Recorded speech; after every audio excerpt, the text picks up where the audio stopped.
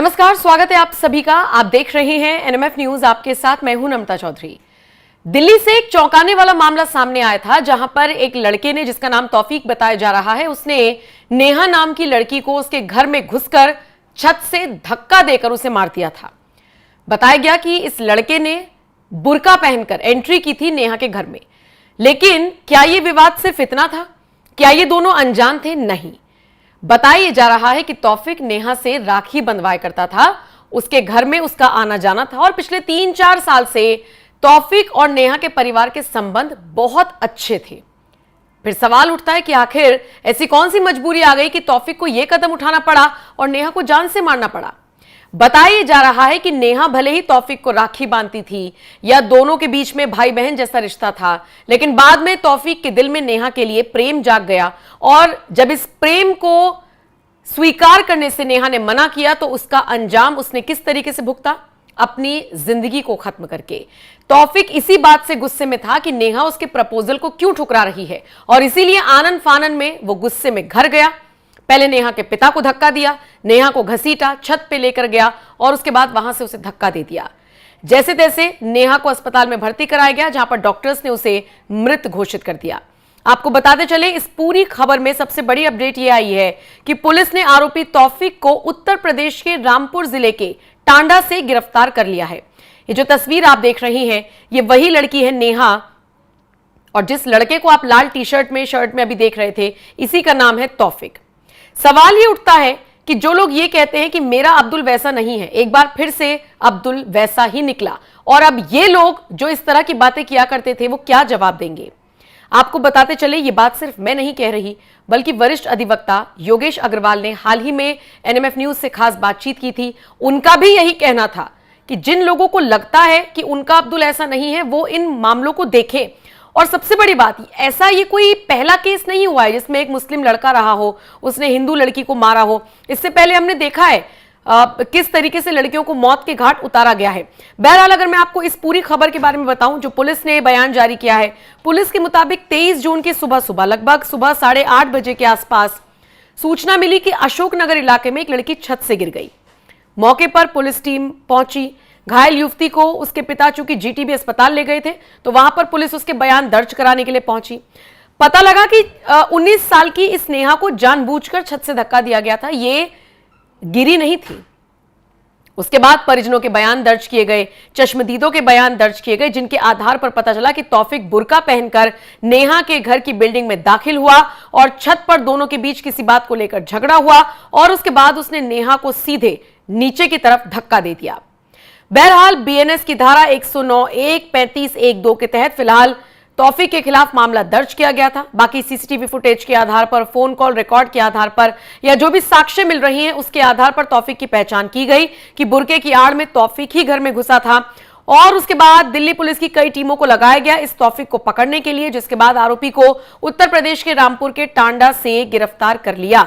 Police का कहना है कि तौफीक से पूछताछ की जा रही है, ये जानने की भी कोशिश की जा रही है कि ये पहले से सुनियोजित घटनाक्रम था, वो सोच कर गया था, या फिर आपसी बहस हुई और उसके बाद उसने जल्दबाजी में इस कदम को उठाया।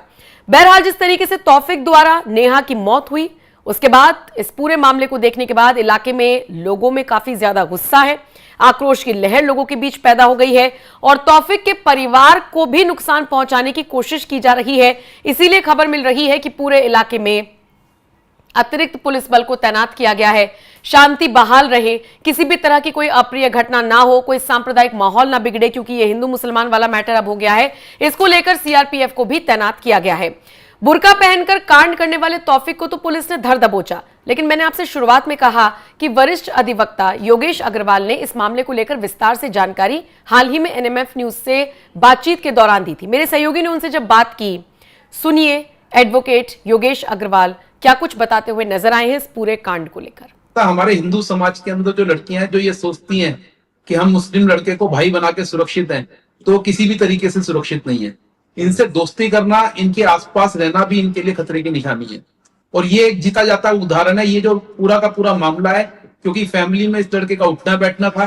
इस लड़की को पहले बहन बनाता है, फिर उससे ही शादी करने को अपना बात रखता है, और जब इसकी डिमांड पूरी नहीं होती है तो ये छत पे से उसको धक्का मार करके फेंक देता है। तो देखिए, मैं बार बार हर बार ये बोलता हूँ कि जो हिंदू लड़कियां हैं वो सावधान हो जाएं। अगर वो सोचते हैं कि किसी मुस्लिम लड़के से दोस्ती करके वो सुरक्षित हैं, तो कभी सुरक्षित नहीं है। वो अपना रंग जरूर दिखाएंगे। एक दिन ऐसा आएगा जिसके अंदर वो उनको अपना रंग दिखाएंगे और उनको भुगतना पड़ेगा। बिल्कुल। और फिलहाल खबर यही है कि ये जो अभी आरोपी है वो मुरादाबाद का रहने वाला है। फिलहाल इस वारदात के बाद वो फरार है।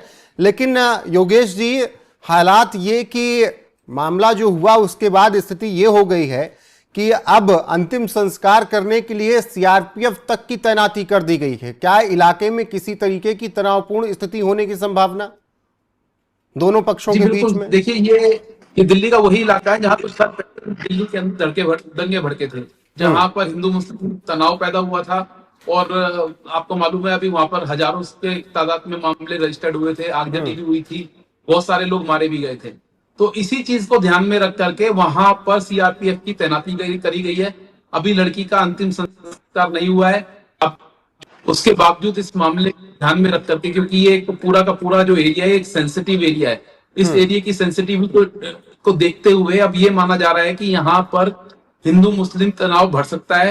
और उसी चीज को ध्यान में रख करके प्रशासन ने ये सारे प्रिकॉशनरी मेजर लिए हैं, वहां पर इतनी पुलिस तैनात कर दी है।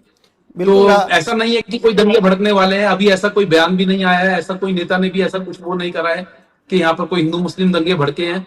लेकिन क्योंकि एक सेंसिटिव इलाका है, पहले ही वहां पर इस तरीके के दंगे हो चुके हैं, तो उसको ध्यान में रख करके प्रशासन का ये प्रिवेंटिव एक्शन है जो वहां पर सीआरपीएफ की फौज को तैनात किया गया है।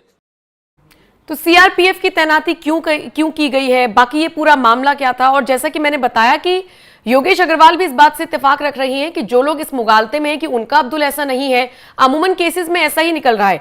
आप सबको नहीं कह सकते, मैं ठीक है, इस बात को हम एक्सेप्ट कर लेते हैं, लेकिन फिर जितने भी मामले आ रहे हैं उसमें इसी कौम के लोग क्यों निकल रही हैं? किसी कौम को इस तरीके से बदनाम नहीं किया जाना चाहिए, लेकिन फिर भी आप देखकर चलिए कि इस तरह के मामले सामने आ रहे हैं और ये अपने आप ही जो सद्भावना है ना इस देश में, उसको बिगाड़ने का काम कर रही हैं। अब एक तौफीक ने कांड किया है, अब देखिए ऐसे कितने कांड निकलकर सामने आ सकते हैं। कुछ तो ऐसे कांड हैं जो सामने आ ही नहीं पाते हैं। इससे पहले के आप किस्सों को देखिए, श्रद्धा मर्डर केस में हम सबने देखा, मतलब 36 टुकड़े कर दिए जा रहे हैं। ये क्या चल रहा है? इतना गुस्सा, इतना रोष आपके अंदर है।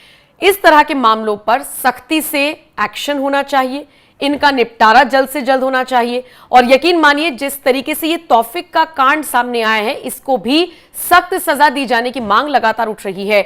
आप देखिए लोगों में किस तरीके से आक्रोश है, उस बच्ची की बॉडी को लेकर जाया जा रहा है।